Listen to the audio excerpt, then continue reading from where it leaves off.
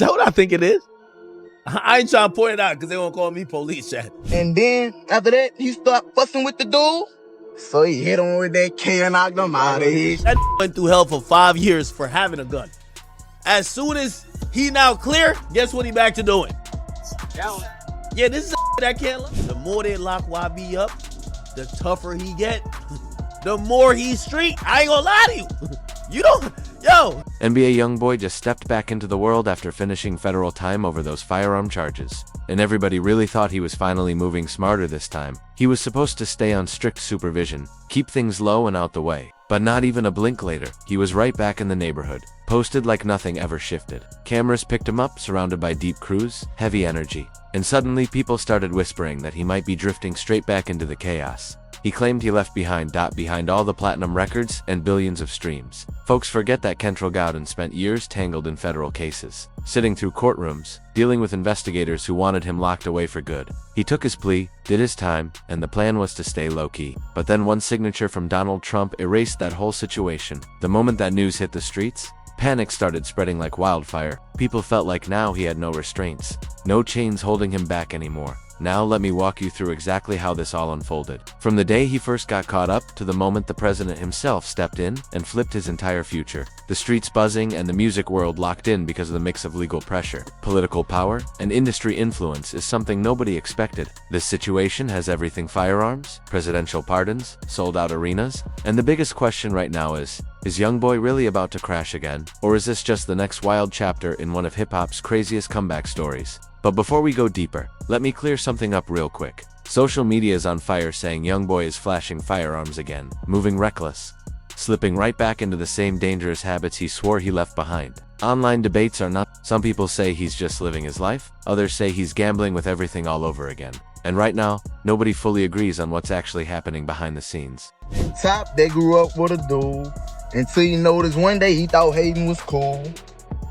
And then, after that, he start fussing with the dude. So he hit him with that K and knocked him out of here. Fans are losing their minds. Critics are on edge. And the whole culture is watching every move like it's playing out live in front of the world. Everybody keeps debating, guessing, and talking like they know exactly what's going on. But we about to really break this down and separate the real from the pure noise. We're talking legal facts, street impact, and what this moment truly means for one of the most talked about names in rap. May 28th, 2025. That single date flipped YoungBoy's entire world upside down. Kentrell Deshaun Gowden, the Baton Rouge star known globally as NBA YoungBoy, had been fighting through federal court, serving time, and sitting on home confinement after pleading guilty to serious firearm charges. He was moving through the system slowly, one step at a time. Then, out of nowhere, Donald J. Trump stepped in with a full presidential pardon, and everything changed instantly. YoungBoy is taking out a gun and shooting people every day. YoungBoy understands the perception of him. Right? Not saying he's not like that. He's not like that either. But he understands the perception. His fans wants to see the shit. You get what I'm saying? The thing is, everybody else, like, as soon as they get a parking ticket or get like they get locked up for 25 minutes, they change their whole image. They go do prison reform. They said that's not my crew no more. They're disavowing it. The more they lock YB up, the tougher he get. The more he's street. I ain't gonna lie to you. You don't, yo. Just like that, the restrictions vanished. No more probation, no more supervised release. That federal conviction that had him boxed in was erased like it never existed. And all of a sudden, a global superstar with massive influence had his legal slate reset in a way nobody saw coming. But don't get it twisted. That pardon only clears the federal conviction. It doesn't magically wipe out every state case in his past. It doesn't rewrite his full criminal history. It doesn't give him immunity from future charges. And it definitely doesn't make him untouchable. Anybody thinking he's invincible now is seriously mistaken. But here's where things start getting real intense. With the federal restrictions gone, the spotlight got even hotter. People started watching every move extra close. Fans, bloggers, and even legal insiders are all asking the same questions. Is he carrying again? Is he slipping back into the same lifestyle that got him locked up before? Or is he really trying to turn this into a true second chance and move clean for real this time? The pressure is building fast. So let's rewind. It's 2020 in Baton Rouge, Louisiana. NBA YoungBoy and his crew are out shooting a music video, pushing the grind, keeping momentum alive for the fans. Everything looks regular, until law enforcement suddenly pulls up out of nowhere. What they claimed to have found instantly flipped the entire situation upside down. Authorities said YoungBoy and multiple people around him were allegedly in possession of firearms, while he was already a convicted felon. For YoungBoy, this wasn't a minor issue he could just brush off. This wasn't state-level trouble. This was federal. And in the federal system, the stakes are way higher. Being a felon in possession of a firearm carries major weight. And everybody knew things just got serious for him. Fast forward to August 2024, after years of court battles, delays, stress, and non-stop legal pressure. YoungBoy and his legal team made a major strategic move. They agreed to plead guilty to the federal weapon charge. But here's the twist that shocked a lot of people. They had the entire case transferred from Louisiana to Utah. Why Utah? Simple. It was a calculated legal chess move. His attorneys were searching for the cleanest path to resolution without gambling on a long federal trial that could have brought even heavier consequences. It was a risk, but it was a controlled one, all aimed at finally bringing stability after years of uncertainty. Then December 2024 arrives, and reality hits hard. The sentence comes down roughly 23 months in federal prison, 5 years of supervised probation after release, a $200,000 fine, and the mandatory surrender of every firearm tied to the case. This wasn't just paperwork. This was the government laying out the price clearly. They were basically telling Kentrell Gudan, you broke federal law. And this is what comes with it. For an artist whose image is built on being raw, authentic, and honest about his past, this conviction became a shadow that followed him everywhere he went. But the story didn't end there, not even close. April 2025 finally brought a little light when time served and credits he earned inside the system kicked in. YoungBoy was released earlier than expected from federal prison, but he still wasn't truly free the way most people imagine. He was transferred straight into a halfway house. After that, he was placed on home confinement, meaning his movements were still heavily restricted. Daily check-ins, constant monitoring, and eyes on him at all times. Even with all of that, the public still caught quick glimpses of him through social media. You could tell he was limited, but still creating, still connected to his supporters, still building that heavy anticipation for whatever move was coming next. Even under restrictions, he kept the world watching. Now let's be real. In the streets, in the neighborhoods artists come from, and in hip-hop culture as a whole, weapons charges unfortunately come with the territory. A lot of these artists grow up in environments where protection isn't optional, it's survival. And you don't always have the luxury of waiting for help. We've seen major artists face the same road. From Lil Wayne to T.I., from Meek Mill to Playboi Carti, it's become an ugly but familiar pattern in the industry. But YoungBoy's situation hit different because of who he was, how big he had become, and the timing of everything. This wasn't just another rapper catching a case. By the time law enforcement stepped in, he had already become one of the most streamed artists in the country. His numbers were climbing past mainstream heavyweights, sometimes outstreaming the biggest names in the game without even trying. His YouTube was on fire. His independent drops were charting without any massive label push, and his fan base was locked in on everything he said or posted. Every picture, every song, every message, they treated it like a major moment. So when legal trouble hit him, it didn't stay personal. It turned into a real-time cultural conversation with millions of people watching. Then came the moment that flipped the entire storyline in a way nobody saw coming. May 28, 2025, Donald J. Trump granted NBA YoungBoy a full presidential pardon. This wasn't a rumor. This wasn't social media speculation. The White House confirmed it officially. Major outlets from XXL to ABC News broke the story, and everyone immediately realized the weight of that moment. That's serious power. Think about it. A sitting US president using executive clemency to clear a rapper convicted of major federal firearm charges? The industry had never seen anything like this at that level, and it shook the culture instantly. This was a full pardon for an artist whose music has always reflected the same lifestyle that once got him convicted. And this wasn't some partial forgiveness either. This was a complete wipe. Reports said his probation was terminated, his supervised release was over, and every restriction tied directly to that federal case was erased, legally. It was as if the conviction never existed in the federal system. For his future at the federal level, it was a total reset, a clean slate handed to him, not by a judge or a jury, but through raw presidential power. But here's where the situation turns way. Deeper than just a celebrity getting a lucky break or a feel-good comeback story, the pardon sparked a storm instantly, and the conversation exploded far beyond just NBA YoungBoy's name. Critics got loud, questioning why a wealthy entertainer received clemency while thousands of non-violent people with the same or even lighter charges are still trapped in the system with no chance at a presidential break. Some believed it was pure political strategy, that Trump was trying to tap into hip-hop culture, reach younger black voters, and create a viral headline that would shake the internet. But on the other side of the debate, plenty in hip-hop were celebrating. Some major artists said this was exactly the second chance YoungBoy deserved, that his influence and talent made him worth betting on, and that clearing his record finally gave him room to grow without that federal weights dragging him down. the conversation quickly grew into something bigger than just one artist. It turned into a full-blown debate about criminal justice and how society decides who truly gets another shot at life. People started asking real questions like, who actually deserves a second chance? Does fame change how justice works? And what message does this send to the millions of young people who look at YoungBoy as their blueprint? His every move influences a massive audience, so this moment hit different on every level. Then, things got even louder. The tour announcement dropped. The Make America Slime Again tours, a title that clearly echoed Trump's political slogan, whether by design or just perfect timing. And this wasn't a small run at all. This was a full-scale rollout. 42 arena shows locked in from September through November 2025. The culture couldn't believe it, and everybody had something to say. We're not talking about tiny venues or small-cap rooms. These were major arenas, the type reserved for the biggest names in the industry. This wasn't just a comeback. This was YoungBoy re-entering the world as a free man with no court dates, no daily check-ins, and no officers breathing down his neck.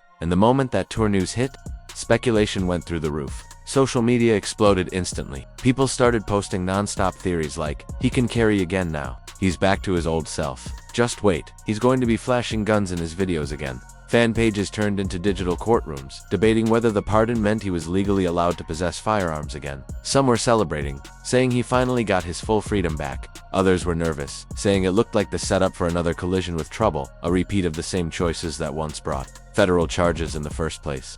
Everybody online is arguing about it, but here's the part most people completely overlook in all that noise. The real key to understanding this whole situation is knowing exactly what a presidential pardon really does, and just as important, what it does not do. The pardon cleared the federal conviction and the penalties directly attached to that specific case. No more probation visits, no more drug testing, no more federal restrictions on his travel or associations within that limited legal space. Yes, certain freedoms came back. But this is exactly where social media gets confused. A presidential pardon does not automatically bring back firearm rights in every situation. It doesn't override state-level convictions. It doesn't erase older charges. And it absolutely doesn't shield anyone from future legal problems. Federal law and state law don't run on the same track. They overlap, they collide, and they follow different rules based on location and a person's legal history. So even if someone is technically cleared to possess a firearm under one set of laws, another set of laws could still block it. Every state has its own standards, its own restrictions, and its own definitions of what's legal. And even when someone is approved to carry, federal regulations still decide what types of weapons they can own, how they can obtain them, and how they're legally allowed to use them. All the rappers right now, it's like, this ain't fair, man. This ain't money, man. Because you know what it is? Yo, it's and I know y'all gonna be like, yo, Ak, you're around YoungBoy's dick. Pause. No, I'm not. Like, chat. He's probably the only rapper that gets to the level of, yo, he's doing an arena. He just came off a $75 million tour. It grossed $75 million. Yet we still believe that he's toting guns like ready to shoot a nigga. Usually it's one or the other. If we really think that you're the crash out, you're not going on tour to do an arena. We usually think you're the nigga who goes to, like, you know, you get one or two shows because you're really living like that. He's the only person that I think maintained the image that he might shoot a nigga today, but he's selling out a stadium tomorrow. And I hope y'all understand what I'm saying. A lot of fans really think the pardon turned YoungBoy into someone untouchable. But the truth is way more complex than the rumors flying around online. So when people go around saying YoungBoy can just carry firearms again, that's an oversimplified take on a very complicated legal reality. Could he possibly be allowed to legally possess certain weapons under specific conditions now that the federal conviction is pardoned? Maybe, but that depends on the state he's in, his past record, and a long list of legal factors that social media never breaks down properly. But here's the bigger question. Even if he could, does that mean he should? Is that really a smart move considering his history? The constant spotlight on him, and how every single move he makes gets blown up across the internet. That's a whole different conversation. And one thing is guaranteed, that pardon does not make him untouchable. If he breaks any laws, he can still be charged, arrested, and prosecuted just like anyone else. Held for 5 years for having a gun. As soon as he now clear, guess what he back to doing? Yeah, this is a nigga that can't learn. He's a nigga that can't learn.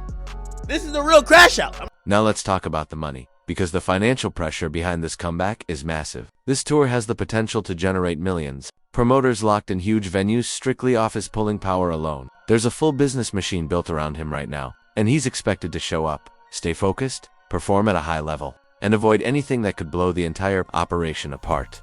And for anyone who doesn't fully understand why a presidential pardon hits so hard in hip-hop culture, let me break it down. This isn't the first time the world has seen the justice system bend for someone with influence. We've seen commutations like Alice Marie Johnson's case, pushed into the spotlight by Kim Kardashian, and we've seen clemency granted to various non-violent offenders. But a full presidential pardon for someone as controversial and culturally dominant as NBA YoungBoy, someone whose music openly reflects the same lifestyle that got him entangled in legal trouble, that's on a completely different level. That's a moment that shakes the culture, not just the courtroom. And it speaks to a deeper tension inside hip-hop itself. The battle between showing growth and staying tied to the environment that shaped your voice. When an artist levels up and steps away from the struggle, people start calling them soft, saying they've lost touch with the streets. But when they keep those same street ties alive, even after the fame and money come in, they end up risking everything, falling back into legal trouble, and repeating the same painful cycles. A lot of artists have been trapped in that pattern, and YoungBoy's pardon puts him right at a major crossroads.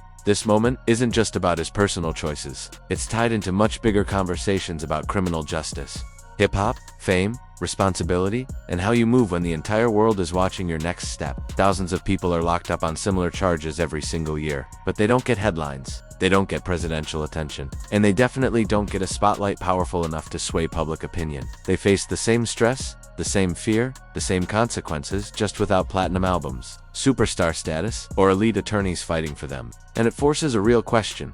Does talent create a different level of justice in this country? From a public safety angle, the conversation gets even heavier. Gun violence devastates communities, and federal firearm laws exist to keep people with violent histories away from weapons. So when someone as influential as NBA YoungBoy, an artist whose music has long touched the same lifestyle that led to his charges, receives a pardon, people naturally start asking what message that sends to neighborhoods already dealing with the fallout. Kind of like, you know what I mean, like Double Dutch, like, yeah, I ain't gonna lie, I'm about to stop the violence. Yo, this was YoungBoy a month ago. Yo, everybody know how this is gonna go. Here we go. YoungBoy, Atlanta, accept the award. This is YoungBoy right here. Community. I really appreciate you for it. And by y'all doing this for me, I want to say something, cause I want to be honest with y'all. No, I don't tell guys no more. You don't tell. Right then, there's the cultural angle. Should an artist really be defined forever by the worst moment of their life?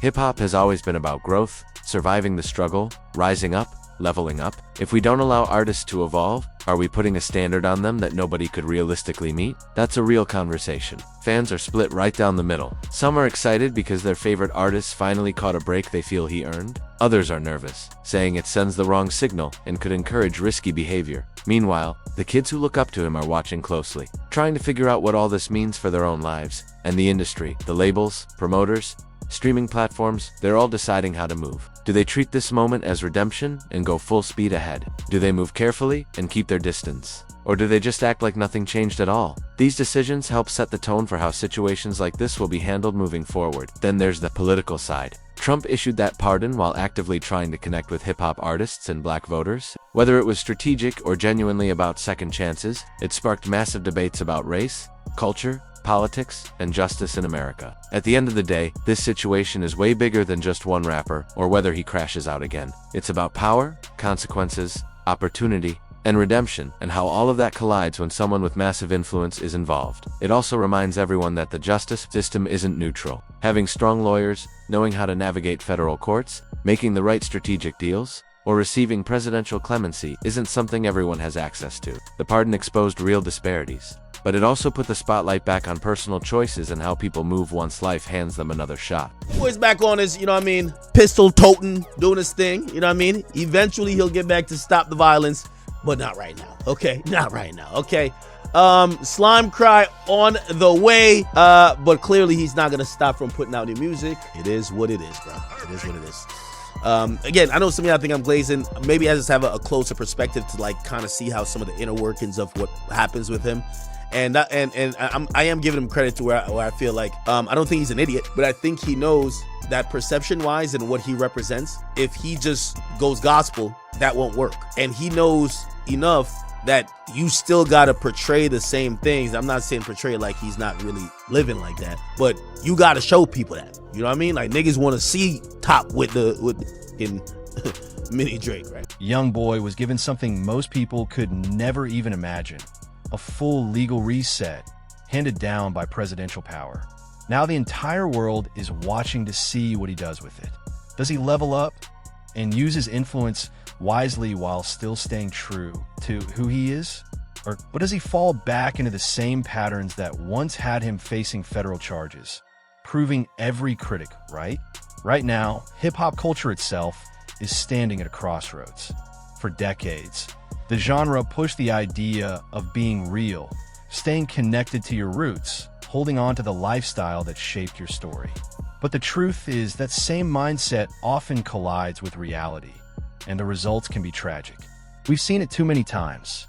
Careers destroyed, lives lost, futures erased. All of it happens because so many artists feel pressure to protect their street image at all costs. But how many could have turned into mentors, community voices, real leaders, if the culture actually gave them room to grow? How many might have made it out clean if they weren't boxed in by the expectation to move the same way they did before the fame ever hit? What happens next for NBA YoungBoy is bigger than music. This is a full cultural case study in real time. The Make America Slime Again tour is more than just a run of concerts. It's a live test of whether someone can truly come back after federal charges, a presidential pardon, and non-stop public pressure. Every show will be watched. Every lyric will be dissected. Every move will be freeze-framed by the internet. If he completes this tour without trouble and uses his platform with some level of responsibility, while still keeping that raw edge his fans connect to, it could become a real blueprint for hip-hop redemption. It could show that clemency, when given to someone with real talent and influence, can lead to growth instead of chaos. But if things go left, new drama, new cases, new controversies, it will only strengthen the arguments against celebrity pardons and raise serious questions about accountability. And trust, future presidents will be far more cautious about granting clemency to controversial artists if this ends the wrong way. YoungBoy's path right now is about more than just music. It's shaping how people think about artist responsibility, public behavior, and whether we can truly separate the art from the artist. Millions of young fans are watching every step he takes. How he handles this rare second chance sends a powerful message about what's possible when life gives you a reset. So what do you think about NBA YoungBoy's pardon and where he goes from here? Is this real redemption, or just another round of trouble waiting to unfold? Should presidential pardons be used on high-profile entertainers with serious convictions? Or does that make the justice system look unfair to everyone else? And how should hip-hop balance staying authentic with actually growing up and moving smarter while the whole world is watching? We also have to ask ourselves, as fans, what role are we playing in all of this? Are we supporting growth and positive moves? Or are we pushing artists toward reckless behavior because it keeps things exciting online? Every stream, every share, every reaction sends a signal about what we reward. Drop your thoughts in the comments, and let's have a real conversation about justice, redemption, hip-hop culture, and what we expect from the people we support. Keep it locked right here with Rap Uncovered, because the streets never sleep, and we're just getting started with these